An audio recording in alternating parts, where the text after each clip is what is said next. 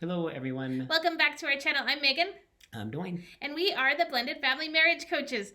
That's who we are and what we do if you're new here. So lately we've been talking about blending families as opposed to already blended families. And today we're going to talk about expectations and boundaries with the co-parent while you're in the process of blending your blended family. So stay tuned. So for the very best advice in your blended family marriage, make sure you hit the subscribe button down below. Right below Dwayne. And ring the bell. Ding dong. So that way you don't miss a single episode of the Blended Family Marriage Coaches.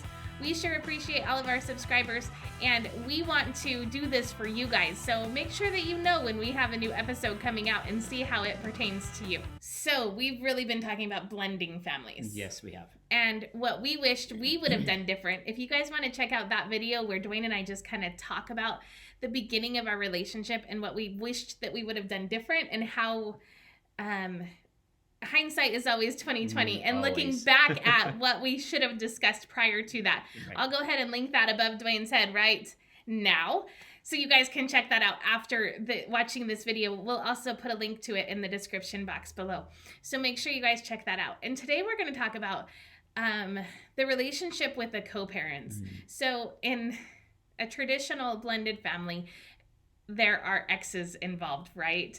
I know that there's different scenarios where there might be a widow or a widower where co-parenting regularly is not something that you do. It's not something that you have to incorporate in your blended family.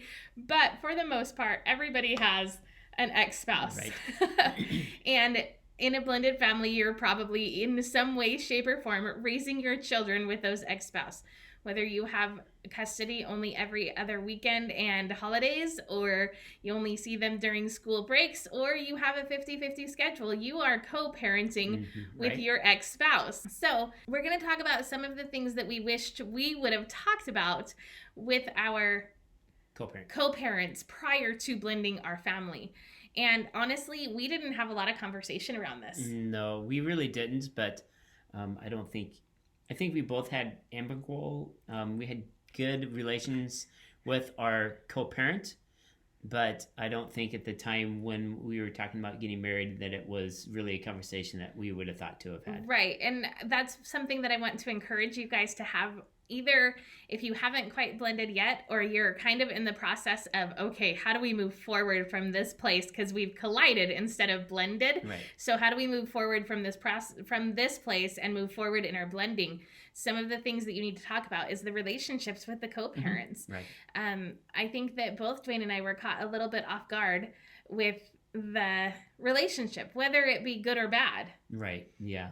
And I wish that we would have been able to have the conversation and ask the question, hey, what is the relationship like with your ex-wife or your ex-husband? What does that look like? Of course, we knew each other's custody schedules, but what do the exchanges look like? Who drives? Who provides clothing? What does all of that look like right now? Mm-hmm. And I think that's so important because then you're not blindsided by anything when you come into the relationship. You're not like, oh my goodness, like, why is this happening right now? Right. And it's important to have that conversation prior to blending, or maybe you've already blended and you kind of need a fresh start. Right. Start right there. What does this look like right now? Maybe you need to make a list, things to discuss. What does the exchange look like? Who provides transportation? Who takes the kids to and from school? Who is responsible for medical appointments? Which parent has the most influence in the kids' life based on the custody schedule? Right. Who has the history? Who is the more disciplinarian versus the fun parent? If there is one, what are the rules with your ex-spouse? Who gets to determine different things like that is so vital to have, and it's a conversation. Right. And as a starting point. That doesn't mean as the blended family mom or dad that you have to accept that. Hear me when I say this. You don't have to accept the way the current relationship is. It very often is not something that is structured around having a relationship with somebody else. Right. And it's your turn now to say, okay, so let's talk this through. What would your relationship look like ideally? Maybe it's not ideal right now.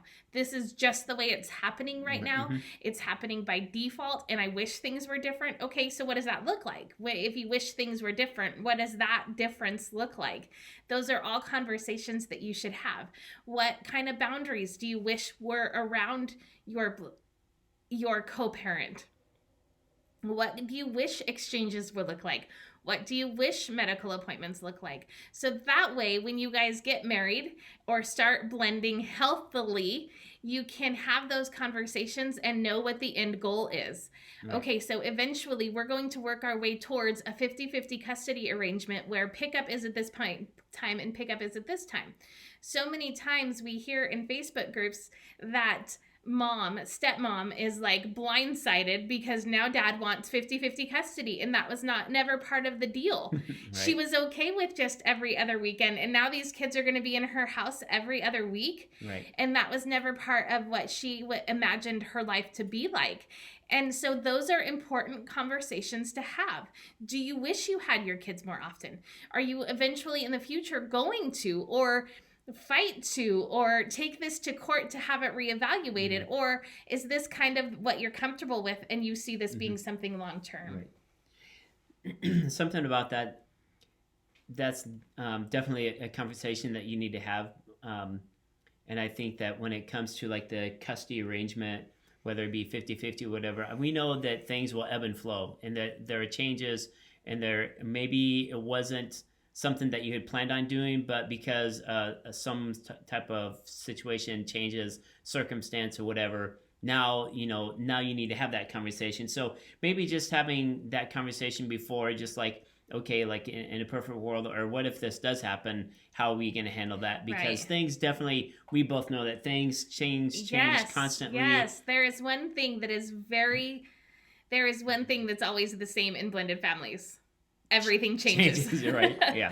That's just, it just goes. So I'm not saying that you're going to be able to cover all the bases. Right. You can't imagine what's going to happen 5 years down the line in your blended family. Right. Life happens, change happens. So you can't cover all those bases, but you absolutely can start somewhere. Right. Start where you are right now and evaluate where you are right now, and then talk about where you want to get to with your co-parent. Maybe your relationship with your co-parent is extremely tumultuous, and you want to get to a point where you can actually be in the same room and not go at each other's throats. Right.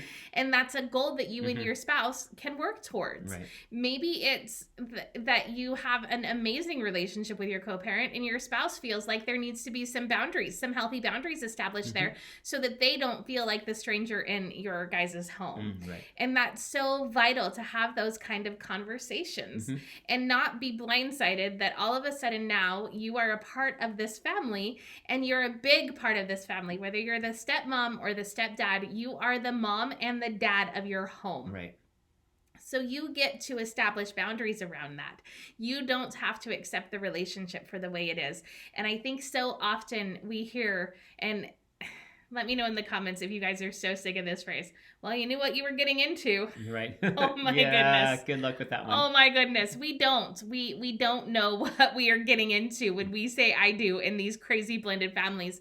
But what we do know is that we can control a little bit of things. And one of the things that we can control is the boundaries that are appropriate around the co-parent. Right. So just some quick talking points for you guys today. This is not a long video at all, and I did that on purpose because, like Dwayne said, the relationships ebb and flow. The family ebbs and flows, but I think it's important to make the point that you don't have to accept the relationship the way it is. You can set healthy boundaries. Do that with a strong communication with your spouse. Right. Explain to them why you're doing it. It's not because you don't trust them, it's because you wish that things were different, and establish those boundaries. If you guys have any questions, we would love to answer your questions. Check us out on our website. I will post the link to that in the description box below. And that's all for today. So we'll see you next week. Bye, guys. See you guys.